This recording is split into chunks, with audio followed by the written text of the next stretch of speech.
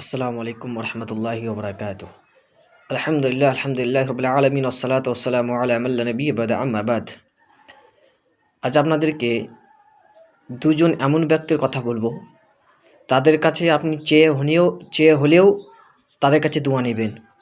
যদি চেয়ে না হয়, দরকার তো তাদেরকে হাদিয়া দিয়েও তাদের কাছ থেকে দোয়া নেবেন। প্রথম কথা, যারা মুসাফিরকে যদি পান, তাদেরকে হাদিয়া দিয়ে হলেও তাদের কাছে দোয়া নেবেন। আল্লাহ রাব্বুল আলামিন তাদের দোয়া কবুল করেন। দ্বিতীয়ত হচ্ছে মাজলুম, এমন ব্যক্তি যার উপরে জুলুম করা হয়েছে, তার কাছে যদি পান, আল্লাহ রাব্বুল আলামিনের কাছে তার কাছে দোয়া নেবেন, যাতে করে আপনি জান্নাতে যেতে পারেন এবং সমস্ত দুনিয়ার বালা মুসিবত থেকে বেঁচে থাকতে পারেন, সেরকম দোয়া চেয়ে নেবেন।